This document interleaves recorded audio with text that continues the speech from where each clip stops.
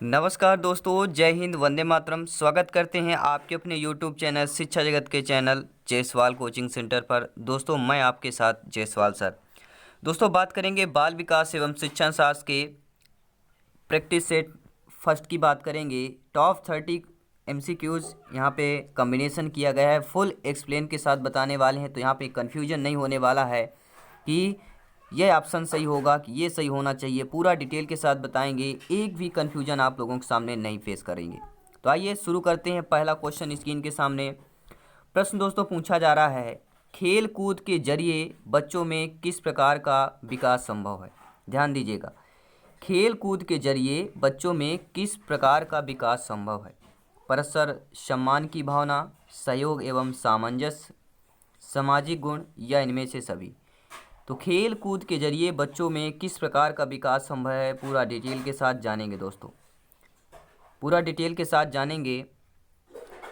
खेल कूद के जरिए बालकों में शारीरिक विकास के साथ साथ सहयोग एवं सामंजस्य की क्षमता का विकास होता है। परिणाम स्वरूप बालक में सामाजिक गुण विकसित होता है।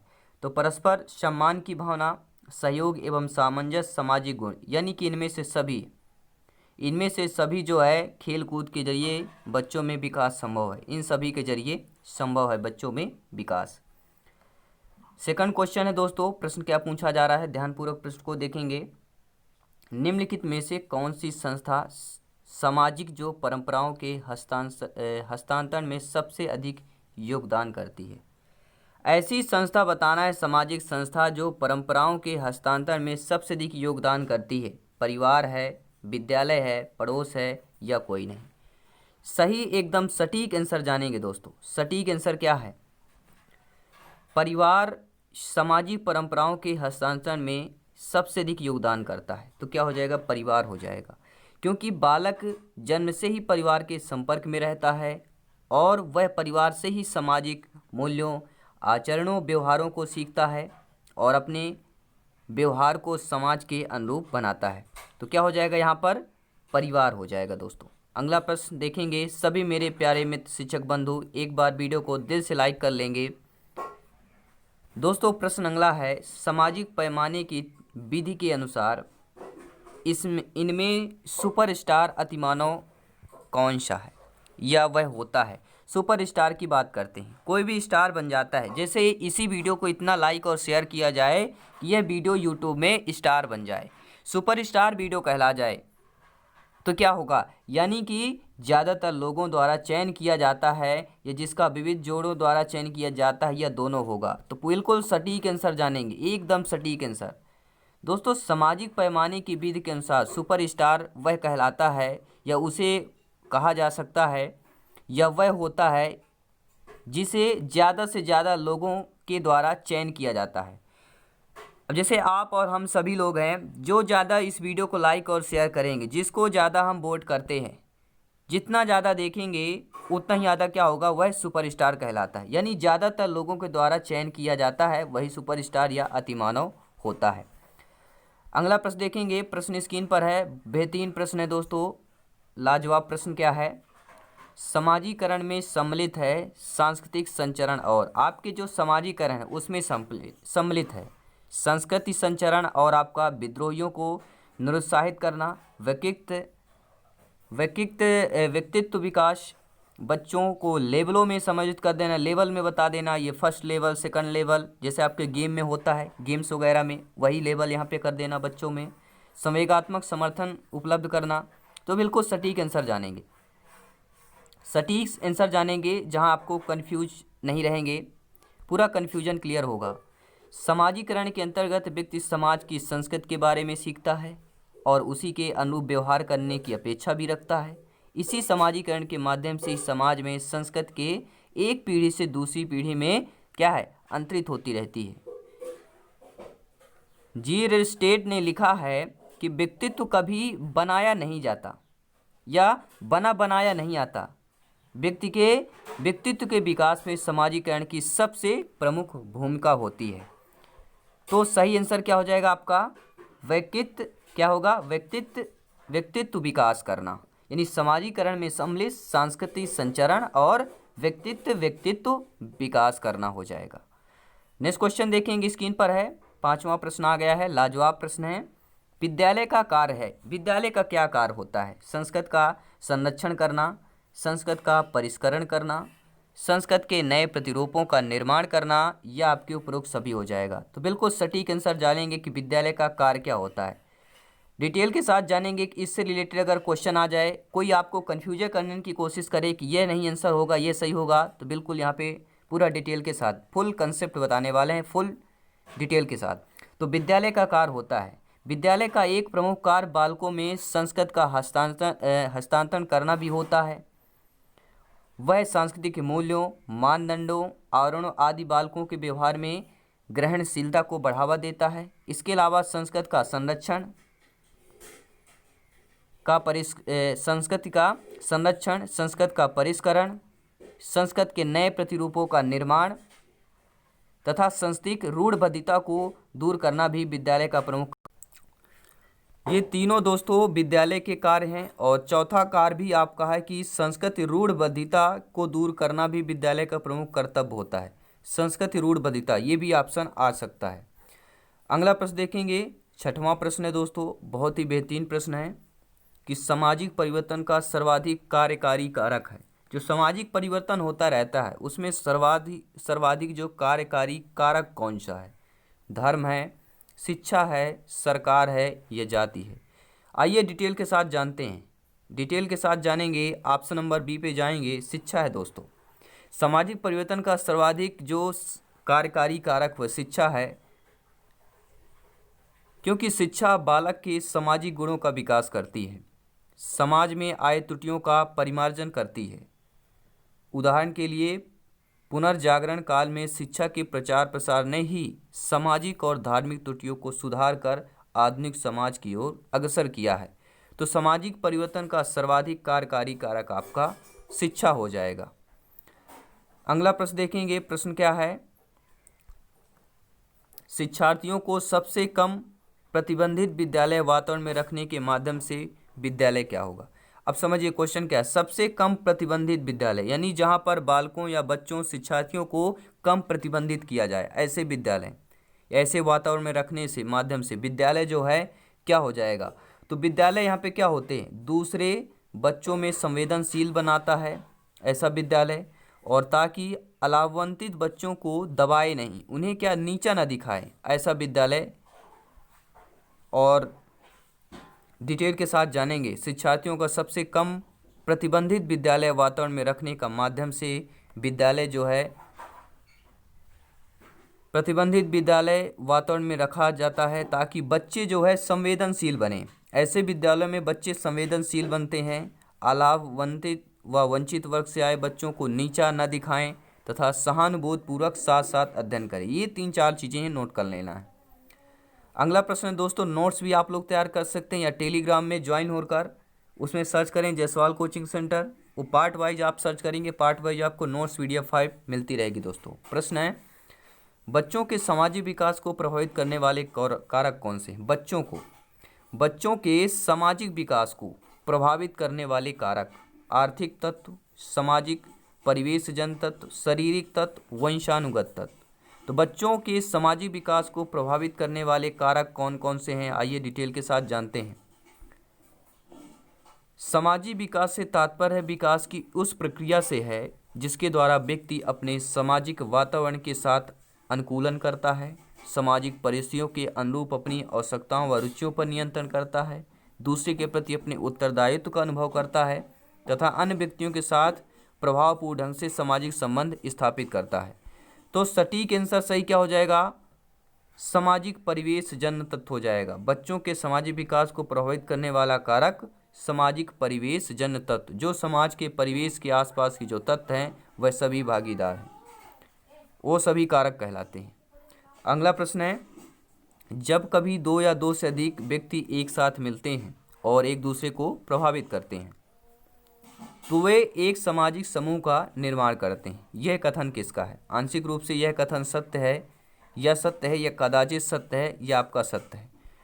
तो इस कथन को तह तक हम गए दोस्तों और हमने देखा कि यह दिया गया कथन सर्वथा सत्य है, क्योंकि जब कभी दो या दो से अधिक व्यक्ति एक साथ मिलेंगे और एक दूसरे को प्रभावित करते हैं, जब एक साथ मिलेंगे तो एक दूसरे के विचारों का आदान प्रदान होगा, ज्ञान का आदान प्रदान होगा, संस्कृत का आदान प्रदान होगा, तो क्या होगा, एक दूसरे को प्रभावित करेंगे, तो वे एक सामाजिक समूह का निर्माण भी करते हैं। तो यह कथन सर्वथा आपका सत्य हो जाएगा, बी ऑप्शन यहाँ पर सही हो जाएगा। अगला प्रश्न देखेंगे। प्रश्न क्या है दोस्तों, प्रश्न बहुत ही अच्छा है, लाजवाब है, ध्यानपूर्वक समझेंगे सभी प्रश्नों को, वीडियो को लाइक और शेयर भी करते जाएंगे। प्रश्न है, विद्यार्थियों को विद्यालय में खेलना क्यों उचित है? जो विद्यार्थी होते हैं, बालक बालिकाएं होती हैं, उनको विद्यालय में खेलना ही क्यों उचित समझा जाता है?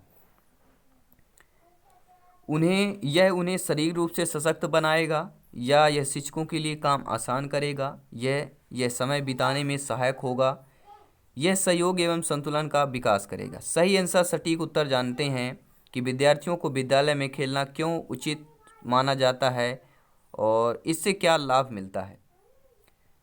तो यह सहयोग एवं संतुलन का विकास करता है अगर विद्यालय में बच्चे एक साथ खेलते हैं।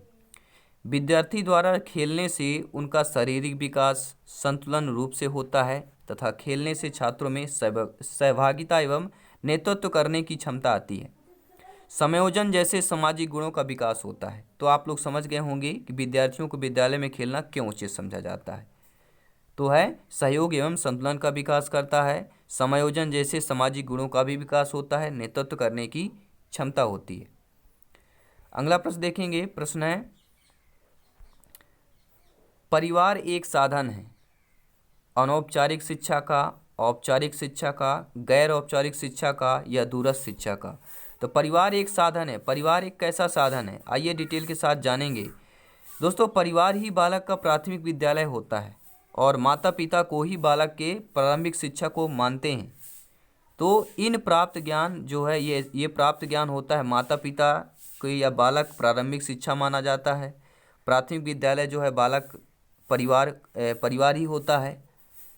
तो यह क्या है, अनौपचारिक होती है, यह ज्ञान आपका अनौपचारिक होता है। तो आपका अनौपचारिक शिक्षा आएगा, यानी ऑप्शन नंबर ए सही हो जाएगा, क्योंकि इसी ज्ञान से बालक में सामाजिक एवं नैतिक मूल्यों का विकास होता है। अनौपचारिक शिक्षा से बालकों में सामाजिक एवं नैतिक मूल्यों का विकास होता है। अगला प्रश्न देखेंगे। प्रश्न है, बच्चों के सामाजिक विकास में का विशेष महत्व है। किसका विशेष महत्व है? बच्चों के सामाजिक विकास में खेल का विशेष महत्व है, बाल साहित्य का, दिनचर्या का या संचार माध्यम का। तो बच्चों के सामाजिक विकास में विशेष महत्व है खेल का। क्यों महत्व दिया जाता है दोस्तों खेल का? क्योंकि खेल विधि द्वारा बालक के मूल प्रवृत्तियों का विकास होता है, जिससे समायोजन की क्षमता में वृद्धि होती है। परिणाम स्वरूप बच्चे का सामाजिक विकास सकारात्मक होगा। तो इसलिए आपके बच्चों के सामाजिक विकास में खेल जो है विशेष महत्व है।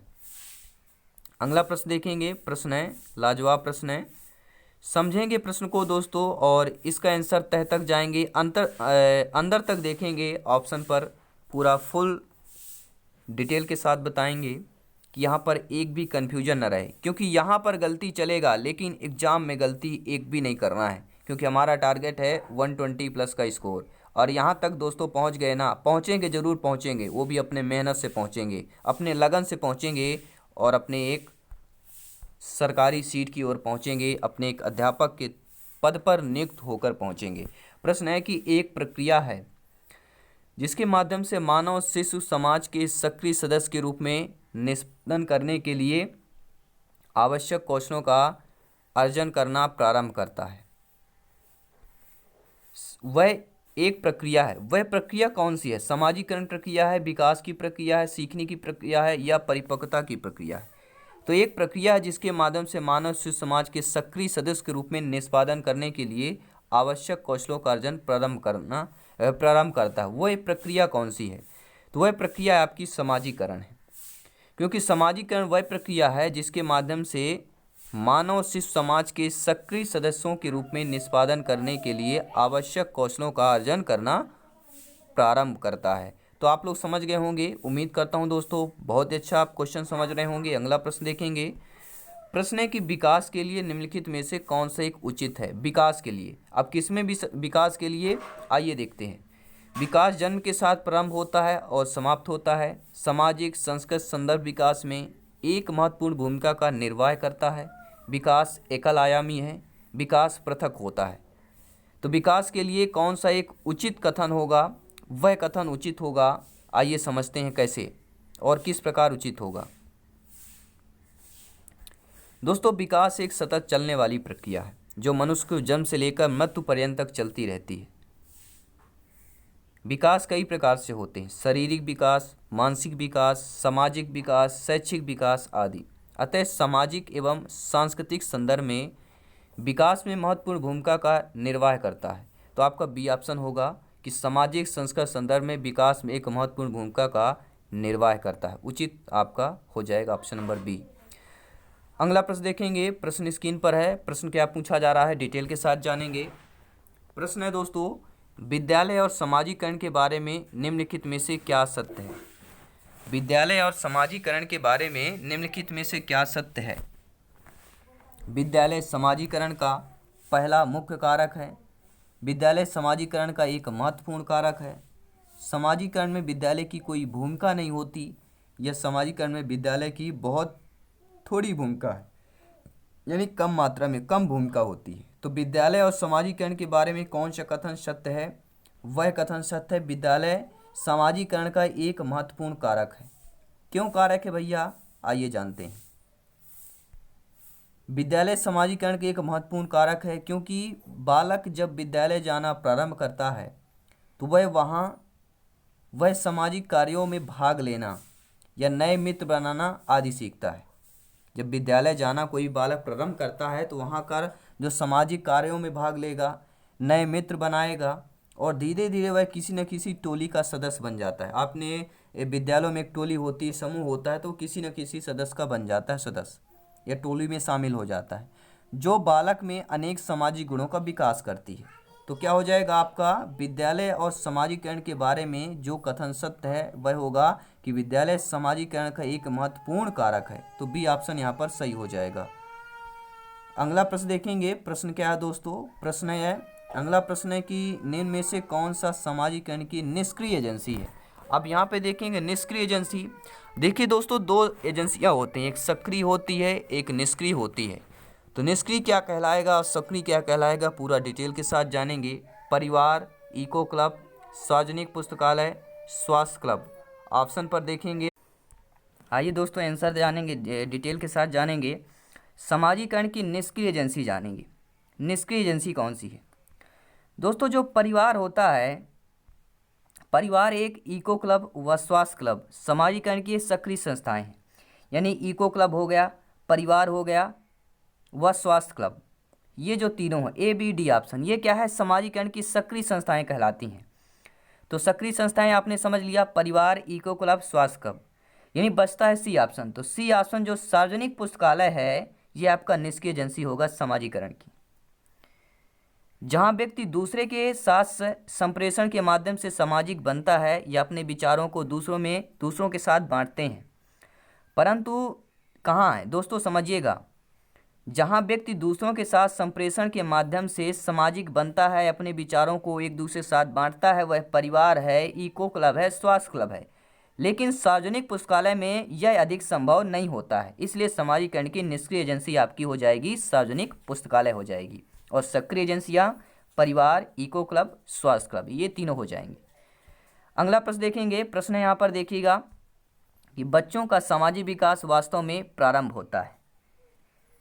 विद्यालय पूर्व अवस्था में होता है, बच्चों में, समझिएगा ध्यानपूर्वक, बच्चों का सामाजिक विकास जो है वास्तव में प्रारंभ होता है विद्यालय पूर्व अवस्था में, शैशवावस्था में, पूर्व बाल्यावस्था में, उत्तर बाल्यावस्था में। किस में होगा, अगर आप लोगों को पता हो तो बेफिक्र नीचे कमेंट कर सकते हैं दोस्तों। तो बच्चे का सामाजिक विकास वास्तव में प्रारंभ होता है उत्तर बाल्यावस्था में। क्यों होता है उत्तर बाल्यावस्था में दोस्तों, बच्चों में सामाजिक विकास वास्तव में प्रारंभ, क्योंकि उत्तर बाल्यावस्था की अवस्था होती है 9 से 12 वर्ष होती है। 9 से 12 वर्ष की जो आयु उत्तर बाल्यावस्था कहलाती है, इसलिए सामाजिक विकास जो प्रारंभ होता है बच्चे के 9 से 12 वर्ष की आयु में ही होता है, इसलिए उत्तर बाल्यावस्था में हो जाएगा। नेक्स्ट क्वेश्चन देखेंगे। अगला प्रश्न है, प्रश्न क्या पूछा जा रहा है दोस्तों, समाजीकरण एक प्रक्रिया है। किसकी प्रक्रिया है, मूल्यों या विश्वासों तथा अपेक्षाओं को अर्जित करने की प्रक्रिया है, घुलने मिलने समायोजन की प्रक्रिया है, एक समाज की संस्कृति की आलोचना करना या सीखने की प्रक्रिया है, या मित्रों के साथ सामाजिक बनने की प्रक्रिया है। तो समाजीकरण एक प्रक्रिया है मूल्यों, विश्वासों तथा अपेक्षाओं को अर्जित करने की है। क्यों है, आइए जानते हैं।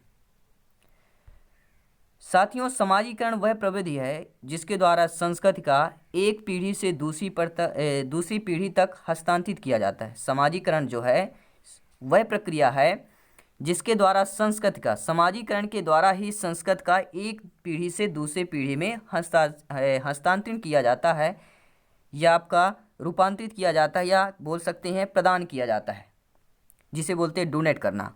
तो एक पीढ़ी से दूसरी पीढ़ी में हस्तांतरित किया जाता है और इसके माध्यम से मानव अपने समूह के, समाज के मूल्यों, रीति रिवाज, लोकाचार, आदर्श एवं सामाजिक उद्देश्यों को सीखता है।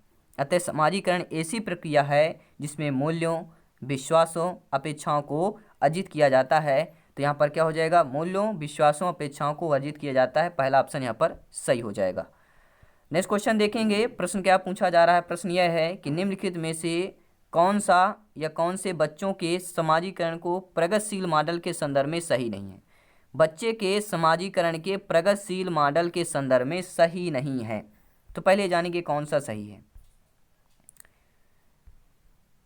दोस्तों पूरा डिटेल के साथ हम बताते हैं, मेहनत कर रहे हैं आपके लिए, वीडियो को लाइक जरूर करें दोस्तों। तो बच्चों के समाजीकरण को प्रगतिशील मॉडल के संदर्भ में सही नहीं है। दोस्तों समाजीकरण का जो प्रगतिशील मॉडल वही है जिसमें व्यक्ति या बालक स्वतंत्रता पूर्वक तथा सरलता पूर्वक सहभागी बन सके, यानी स्वतंत्र रूप से और सरल रूप से, कोई यहाँ पे जोर जबरदस्ती नहीं, और सामाजिक कौशलों को भी सीख सके। किंतु यदि विद्यालय में कोई ऐसी बात या कार्य बताया या कराया जाए जो छात्रों के सामाजिक पृष्ठभूमि से भिन्न है या उनके अनुकूल नहीं है, तो इससे क्या छात्रों के समाजीकरण में विरोध होगा। तो सही आंसर क्या हो जाएगा आपका, ऑप्शन नंबर बी में दिया कि बच्चों में बताई गई बातों को स्वीकार करते हैं और उनकी सामाजिक पृष्ठभूमि कुछ भी हो, ऐसा नहीं है। स्वीकार करते हैं ऐसा नहीं, उनकी सामाजिक पृष्ठभूमि, यह दोस्तों आपके प्रगतिशील मॉडल के संदर्भ में सत्य नहीं है। बी ऑप्शन आपका सत्य नहीं होगा। बाकी आपके ए, सी, डी या आपके सभी संदर्भ में कथन आपके सत्य हैं। नेक्स्ट क्वेश्चन देखेंगे। समाजीकरण है सामाजिक मानदंडों में परिवर्तन, शिक्षक एवं पढ़ाए गए के बीच में संबंध का, या समाज के आधुनिकीकरण की प्रक्रिया का, या समाज के मानदंडों के साथ अनुकूलन का। तो समाजीकरण क्या है दोस्तों, समाजीकरण व्यक्ति का समाज में मानदंडों के साथ अनुकूलन ही समाजीकरण है।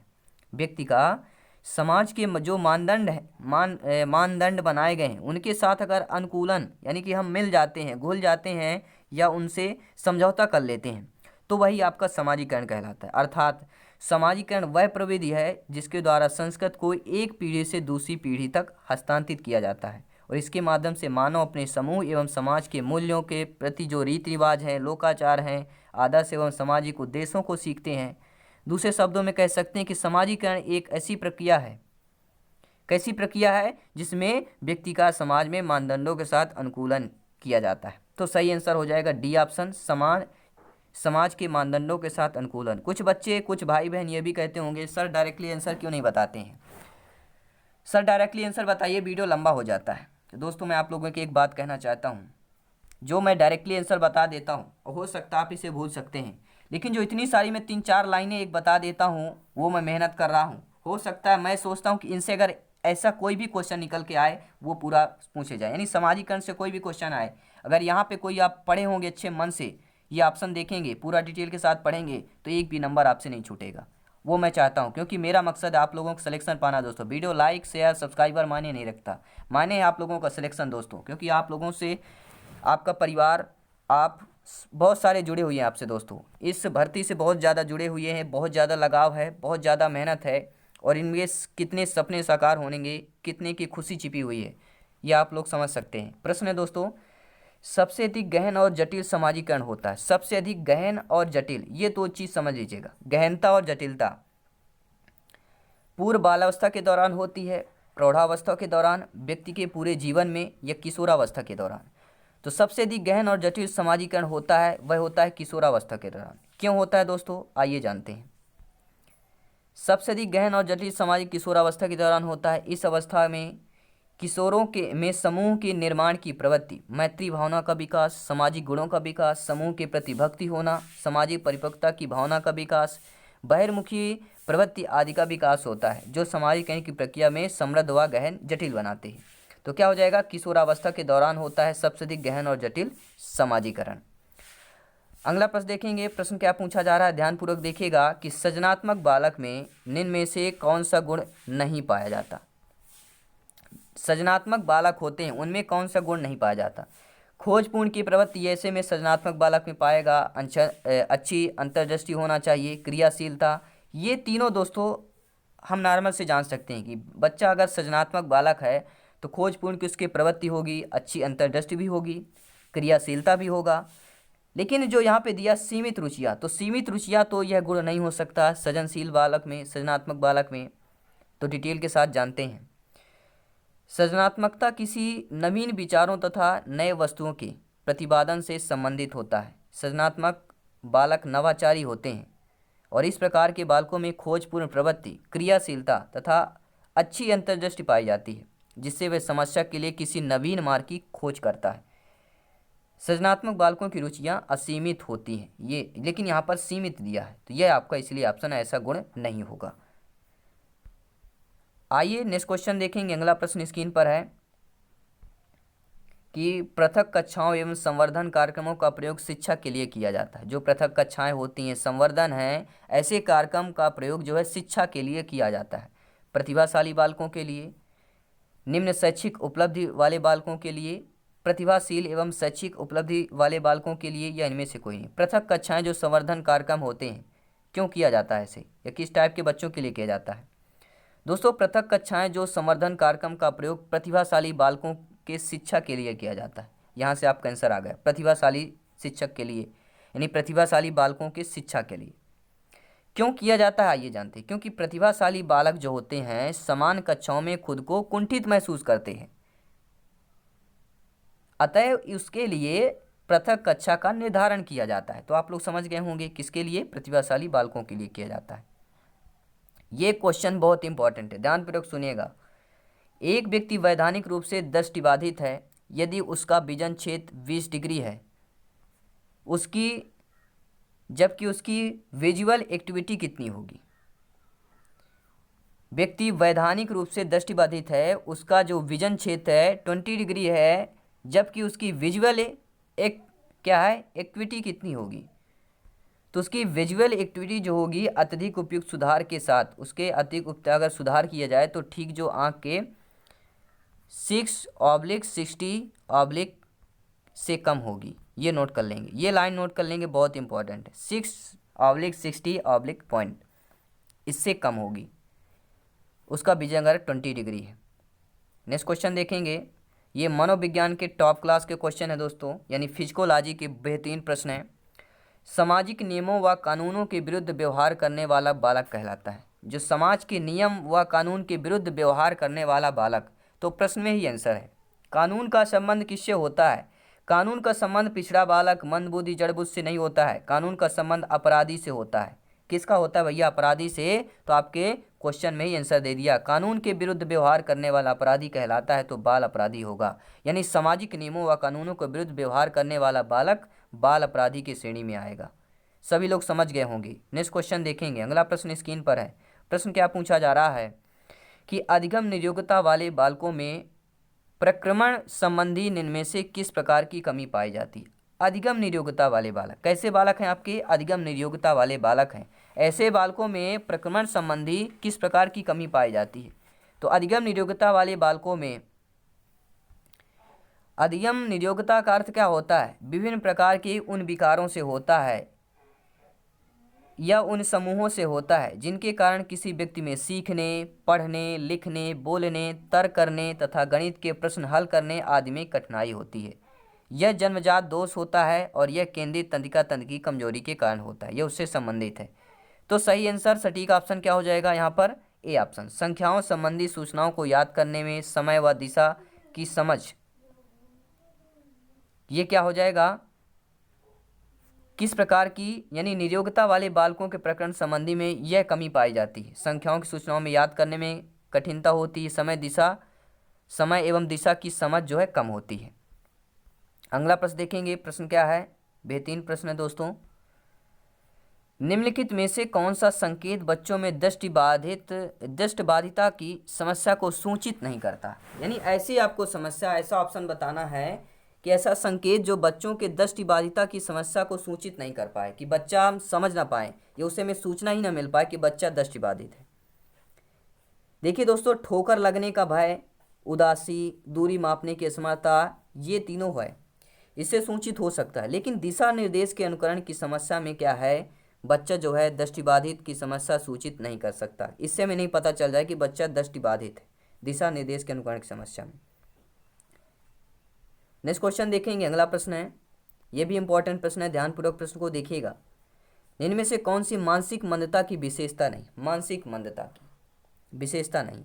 बुद्धि लब्धि का 25 से 70 के मध्य होना, या धीमी गति से सीखना एवं दैनिक जीवन की क्रियाओं को ना कर पाना, वातावरण के साथ अनुकूलन में कठिनाई, या अंतर्वैयक्तिक संबंधों का कमजोर होना। तो आंसर देखेंगे, कौन सी मानसिक मंदता की विशेषता नहीं। तो मानसिक मंदता की विशेषता आपका डी ऑप्शन जाएगा, अंतर्वैयक्तिक संबंधों का कमजोर होना मानसिक मंदता की विशेषता नहीं है, क्योंकि संबंधों की मजबूती कमजोर व्यक्ति के व्यवहार से जुड़ी होती, ना कि बुद्धि से।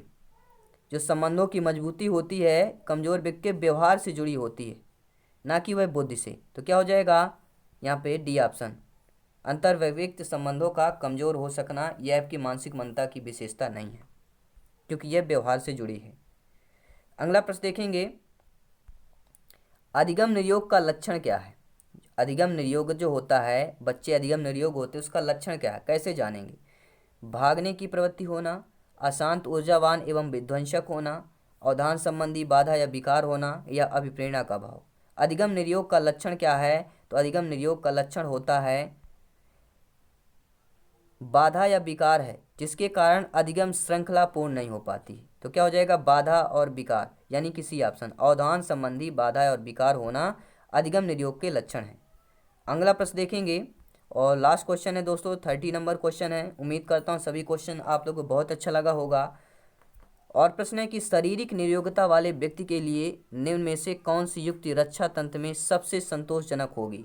शारीरिक निरोगता वाले व्यक्ति के लिए कौन सी युक्ति जो है रक्षा तंत्र में सबसे संतोषजनक होगी। तो दोस्तों, अति कल्पना। क्यों होगी अति कल्पना, क्योंकि शारीरिक निरोगता वाले व्यक्ति हर संभव तरीके से ऐसी जानकारी से रक्षा करने की कोशिश करता है जो दर्दनाक हो। यानी कि शारीरिक निरोगता वाले व्यक्ति के लिए कौन सी युक्ति रक्षा तंत्र में सबसे संतोषजनक होगी, तो अति कल्पना यह संतोषजनक होगी। तो सी ऑप्शन सही हो जाएगा। दोस्तों, ये 30 क्वेश्चन आप लोगों को कैसे लगे, उम्मीद एक बार फीडबैक जरूर दीजिएगा। और वीडियो अच्छा लगे सब्सक्राइब कीजिएगा। सब्सक्राइब, लाइक, शेयर, ये एक मोरल सपोर्ट करता है। ये